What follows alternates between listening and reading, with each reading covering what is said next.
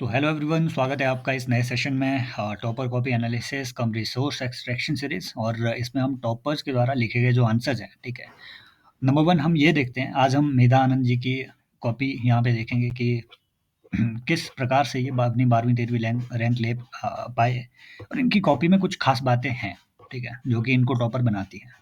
हम पहले भी इस कॉपी का एनालिसिस कर चुके हैं, ठीक है। इन्होंने फ्लो चार्ट वगैरह बहुत अच्छे-अच्छे बनाए हैं और इनको डायरेक्टली यहाँ से कॉपी किया जा सकता है। मैं ऑनेस्टली आपको बताऊँ, कॉपी करने में कोई हर्ज नहीं है, राइट? तो आज हम इन्हीं का ही यहाँ पे, ठीक है, चीज़ों को देखेंगे कि किस तरीके से ये अपने क्वेश्चन को अटेम्प्ट करते थे, राइट? तो स्टार्ट करते हैं। Civil services reforms. और हाँ, यहाँ पे आप जो है इन सेशंस को लगभग डेली ज्वाइन कर सकते हैं। बीच में 2-3 दिन का ब्रेक हो जाता है क्योंकि I am very inconsistent with the things. लेकिन फिर भी ठीक है, आप लगभग डेली ज्वाइन कर सकते हैं ताकि ठीक है, प्री की तैयारी तो आप कर ही रहे हैं, लेकिन डेली 10-12 मिनट 10-15 मिनट जो है मेंस का माइंडसेट भी आपका जिंदा रहे थोड़ा, ठीक है, तब तक जब तक प्री आ रहा है। तो civil services reforms must go beyond the recruitment and standardisation training to cope up with the present day challenges. तो ये सीधा सिविल सर्विसेज रिफॉर्म पे हर साल क्वेश्चन आता ही है। कुछ सिटीजन चार्टर पे आ जाएगा, ऊपर इन्होंने सिटीजन चार्टर पे भी लिखा हुआ था, ठीक है। तो बस ये क्या कह रहा है कि सिर्फ रिक्रूटमेंट पे हमें फोकस नहीं करना है या ट्रेनिंग पे हमें फोकस नहीं करना है, लेकिन अब जो है इसके बियॉन्ड जा करके प्रेजेंट डे की जो नए चैलेंजेस है उनको कैसे एड्रेस किया जाए, इस पे हमें ज़्यादा फोकस करना है ना, सिविल सर्विसेज रिफॉर्म्स। तो आप ठीक है, स्टार्ट यहाँ पे अच्छे से, ठीक है, इसका एक अच्छा स्टार्ट वो हो सकता है कि you can refer to the famous quote by ठीक है, पटेल जी, ठीक है, Sardar Vallabh Bhai Patel ji, who called civil services as the, ठीक है, iron wall of Indian democracy,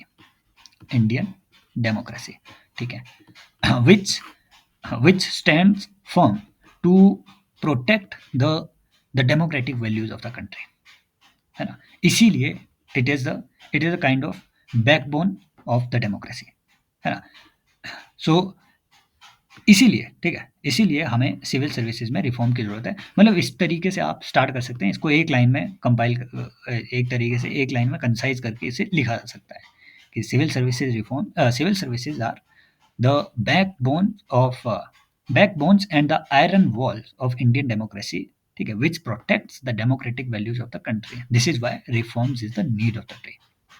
आगे फिर आप इसमें लिख सकते हैं कि beyond the recruitment and standardisation, ये ही यहाँ से डायरेक्ट आपकी हेडिंग बन सकती है ना? या फिर एक एक इसमें डायमेंशन, क्योंकि ये देखो बिल्कुल डायरेक्ट सा ये क्वेश्चन है। एक एनालिसिस जब आप कर रहे हैं ना, तो आपको एनालिसिस में पीछे भी जाना चाहिए कि जो आपको स्टेटमेंट दे रही है उसके पीछे आकर के क्या है, पीछे है कॉजेज, रीजंस, कि भैया आपको क्यों है सिविल सर्विसेज में रिफॉर्म की जरूरत। समझ रहे हो ना बात को। पहले ये बताना ज़रूरी है कि आपको सिविल सर्विसेज में, ओह माय बैटरी इज़, हाँ, ऑलमोस्ट डेड, ठीक है, लेकिन फिर भी तो आपको ये बताना पहले ज़रूरी है कि क्यों आपको सिविल सर्विसेज में रिफॉर्म की ज़रूरत है, क्या-क्या प्रॉब्लम्स हैं। तो आप इसमें वो सारी प्रॉब्लम हाइलाइट कर सकते हैं जो सेकंड एआरसी ने हाइलाइट करी। फॉर एग्ज़ाम्पल इसमें आपका कॉलोनियल माइंडसेट हुआ, बाबू हाँ, culture in the civil services, colonial mindset, ठीक है। हाँ, दूसरा आप इसमें एक रीज़न लिख सकते हैं कि सिविल सर्विसेज में एपैथी बहुत है। ड्राइव टू इनिशिएटिव, ड्राइव, हाँ, ठीक है, drive towards initiatives, new initiatives, ये बहुत कम है, ठीक है। नंबर 3 सिविल सर्विसेज की, ठीक है, एक एक बड़ा इशू ये भी है कि it is exclusionary in nature. कैसे लिखेंगे आप इसे? देखिए, सचर कमेटी की रिपोर्ट थी कि minorities are excluded, highly excluded, they are highly under represented, ठीक है, less than 6% representation in civil services. समझ रहे हो? बाद में आप इसमें रूरल एक्सक्लूजन लिख सकते हैं कि भैया रूरल एरिया के लोग इसमें है ही नहीं, इसमें अर्बन इलीट बैठे हुए हैं, ठीक है, तो इलिटिज्म बहुत है। तो इस तरीके के कीवर्ड इसमें लिखे जा सकते हैं, 3-4 कॉजेज, क्योंकि आप नई डायमेंशन ओपन कर रहे हो तो ज़्यादा इसमें नहीं लिखना है, 3-4 रीजन बहुत शॉर्ट में ये लिखे जा सकते हैं। फिर अगले पेज में कि going beyond the recruitment and standardisation, कि बताओ क्या क्या रिफॉर्म किए जाए।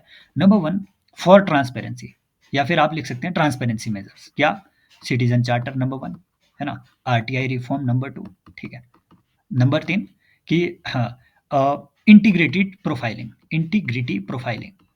प्रोफाइलिंग, ये तीनों चीज़ें सेकंड एआरसी ने रिकमेंड की थी। अब जिन्हें नहीं पता है, उन्होंने अपना फाउंडेशन वगैरह मेंस का अच्छे से नहीं किया हुआ है, वो हम यहाँ पे डिस्कस नहीं कर रहे हैं। We are just doing brainstorming.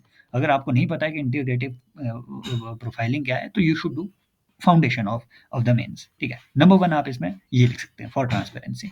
Number 2, values, है ना, inculcation of values, humanistic values. उसके लिए आप for example compassion cultivation training, ये एक एथिक्स में मैं हर बार ये एग्जांपल देता हूँ लर्नर्स को कि दलाई लामा ने ये एक नया, ठीक है, इनिशिएटिव लिया था दलाई लामा ने कि कंपैशन कल्टीवेशन ट्रेनिंग जो है लोगों में दी जाए, और उन्होंने ये प्रूव किया कि कंपैशन कैन बी कल्टिवेटेड, ठीक है। Number 3, drive for initiative, new initiative या फिर इनोवेशन कैसे लाया जाए, इनिशिएटिव या फिर इनोवेशन कैसे लाया जाए, इसमें आप चीजें कर सकते हैं। For example lateral entry of experts, ठीक है।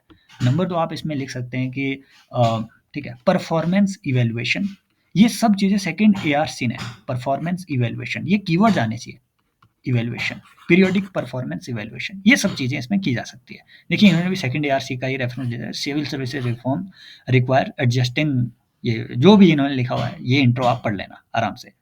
फिर देखो यहाँ सिविल सर्विसेज रिफॉर्म ट्रेनिंग, अच्छा इन्होंने इस तरीके से ये कंपार्टमेंटलाइजेशन इसका किया कि कॉमन ट्रेनिंग, ठीक है, फील्ड विजिट, एथिक्स मॉड्यूल, वही चीजें इफेक्टिव। देखिए इनकी अच्छी बात ये है, लिखिए वही बात रहे हैं, लेकिन भाई ये फ्लो चार्ट देखो यहाँ पे, ये सुंदरता बढ़ा रहा है, क्यों नहीं मैं दूंगा इस आंसर को पढ़ के, मैं क्यों नहीं दूंगा इनको 6 नंबर, मुझे ये बताओ।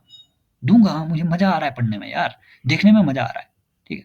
तो कुछ टॉपर्स की ये बात होती है। तो look, if your content is not excellent, make your presentation excellent enough. If your presentation is not excellent, make it ordinary या फिर normal, but make your content excellent enough. समझ रहे हो, मेरी तो दोनों ही अच्छे नहीं है राइट। प्रेजेंटेशन तो और भी बुरी है, ये आपको यहाँ राइटिंग से पता चल पा रहा होगा। इरेज द परमानेंसी, ओके, ये क्या कह रहे हैं कि exam on 7th and 9th year of, ठीक है, कि भैया ये वही बात है यार कि पीरियोडिक रिव्यू आपके काम का ये बेसिकली करे। ये तो ठीक है, ऐसा नहीं किया जा सकता है उतना कि आप जो है एग्ज़ाम लें और एकदम से गवर्नमेंट सर्विस से किसे बाहर निकाल दें, क्योंकि सिर्फ एग्जामिनेशन वो स्टैंडर्ड नहीं होता है, एक्सपीरियंस भी एक स्टैंडर्ड होता है सर्विस में रखने का।